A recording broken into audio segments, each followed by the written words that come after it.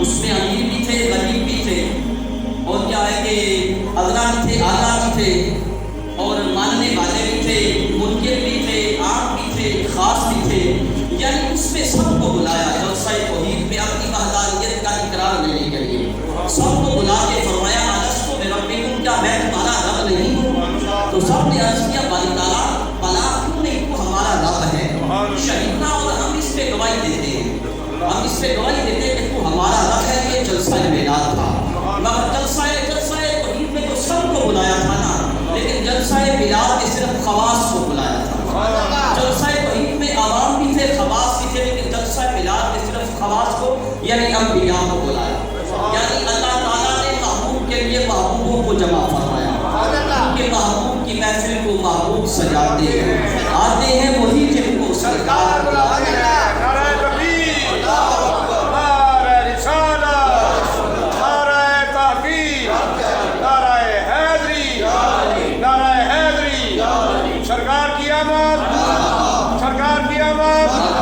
سرکار کی آمد، تاجدار ختم نبوت، تاجدار ختم نبوت، محبوب کی محفل کو محبوب سجاتے ہیں، آتے ہیں وہی جن کو سرکار بلاتے ہیں۔ وہ لوگ خدا شاہد قسمت کے سکندر ہیں، وہ سرور عالم کا میلاد مناتے ہیں۔ پہلا جلسہ میلاد خود رب ذوالجلال نے سجایا اور فرمایا اور جب اس جلسہ میلاد کا ذکر خود قرآن نے فرمایا، تیسرے پارے میں سورہ آل عمران ہے، رب ذوالجلال فرماتا ہے وَإِذْ أَخَذَ اللَّهُ مِيثَاقَ النَّبِيِّينَ، یاد کرو کہ جب اللہ نے نبیوں سے پختہ وعدہ لیا، سمجھ آیا ہوگا آپ کو؟ یاد کرو جب اللہ نے نبیوں سے پختہ وعدہ لیا، کیا وعدہ لیا؟ لَمَا آتَيْتُكُم مِّن كِتَابٍ وَحِکْمَةٍ، جب میں تمہیں کتابیں بھی دوں اور نبوت بھی دوں، ثم جاءکم رسول مصدق لما معکم، پھر تمہارے پاس ایک رسول اعظم تشریف لے آئے، یعنی تمہیں نبوت بھی عطا کروں، کتابیں بھی عطا کروں، اور اندر عالم تمہارے شہرت اور چرچے کا عالم یہ ہو کہ ہر طرف تمہارے ڈرنے کا رہے ہو، ہر سب تمہارے ہی ترانے علاقے جا رہے ہوں، اور اسی عالم میں ایک رسول اعظم تمہارے پاس تشریف لے آئے، کہ میرے حبیب مقدم تمہارے پاس تشریف لے آئے، لَتُؤْمِنُنَّ بِهِ وَلَتَنصُرُنَّهُ، کیا تم اپنے کلمے چھوڑ دینا میرے محبوب پہ ایمان لے لَتُؤْمِنُنَّ، تم میرے محبوب پہ ضرور پھر ضرور ایمان لاؤ، وَلَتَنصُرُنَّهُ، اور ضرور ان کی مدد بھی کرو۔ اب دیکھیے خطاب فرمانے والا خود خدا ہے، خدا کا فرمان ہے، اور سننے والے سارے انبیاء ہیں، اور انبیاء کوئی اگر یہ سوچے، کسی کا یہ عقیدہ ہو، سوچ رکھتا ہو کہ معاذ اللہ نبی اللہ کی نافرمانی کرنے والے اسلام سے خارج ہو جائے گا، جہاں پہ یہ شائبہ بھی ممکن نہیں تھا کہ سارے سننے والے انبیاء تھے، لیکن کیا ہے بات کو ختم نہیں فرمایا، یعنی کیا ہے کہ محبوب کو جو بھیجنا تھا نا، اس لیے یہ سارے اہتمام ہو رہے ہیں۔ فرمایا قال آخرتم ما خلقنا ذلك اسم، فرمایا یہ جو تمہیں فرمایا ہے، تم سے وعدہ کیا ہے، کیا اس پر اقرار بھی کرتے ہو؟ اس پر اقرار بھی کرتے ہو؟ اب دیکھیے کہ رب کتنے اہتمام کے ساتھ جلسہ میلاد کر رہا ہے، کتنے اہتمام کے ساتھ میرے حضور کے میلاد کا ذکر فرما رہا ہے رب۔ فرمایا کیا تم اس پہ اقرار کرتے ہو اور اس پہ میرا بھاری ذمہ بھی لیتے ہو؟ ذمہ رب کا تھا، اگر رب نہ بھی فرماتا کہ بھاری صرف فرما دیتا میرا ذمہ لیتے ہو، پھر بھی بہت بھاری تھا، لیکن فرمایا کہ میرا بھاری ذمہ لیتے ہو۔ اب یہ کتنا بھاری ہو گیا یہ رب جانتا ہے، یہ نبی جانتے ہیں۔ فرمایا کہ اقرار کرتے ہو، میرا بھاری ذمہ اس پہ لیتے ہو، اور اس کے بعد نہ کرنا ہماری تعالیٰ کیوں نہیں؟ ہم نے اقرار کیا،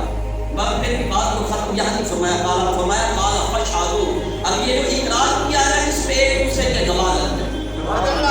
اس کو سمجھ آیا وہ ضرور بتائیں، یہ جو اقرار کیا ہے انہوں نے اس پہ ایک دوسرے کے گواہ بن جاؤ، وَأَنَا مَعَكُم مِّنَ الشَّاهِدِينَ، میں بھی تمہارے ساتھ گواہ ہوں، میں بھی تمہارے ساتھ گواہ ہوں۔ اور پھر آگے تو بہت بڑا سب حکم فرمایا، فَمَن تَوَلَّىٰ بَعْدَ ذَٰلِكَ فَأُولَٰئِكَ هُمُ الْفَاسِقُونَ، اب یہ دیکھ لو جو اس اپنے وعدے سے پھرے گا نا وہ حد سے بڑھنے والا ہو۔ اب یہ جلسہ میلاد تھا،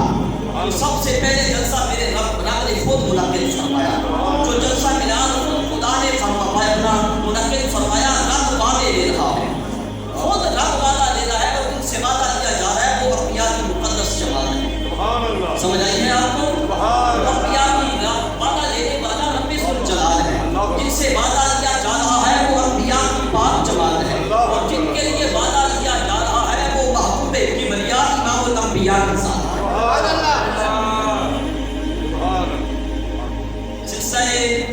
غوثیہ کے ایک عظیم ولی کامل محبوب الہی حضرت خواجہ نظام الدین اولیاء محبوب الہی رضی اللہ تعالیٰ عنہ،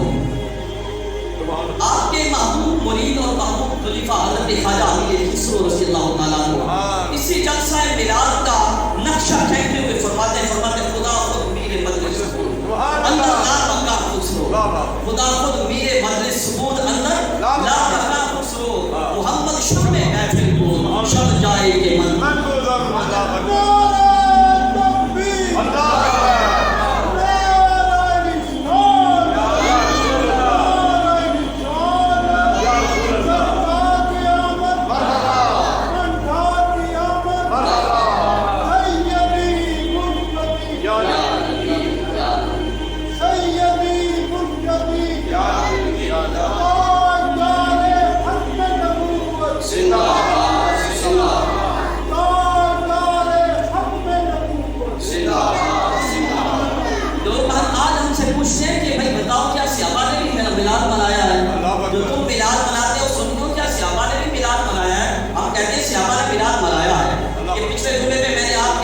سامنے سیابہ کے تذکرہ میلاد کا ذکر کیا تھا،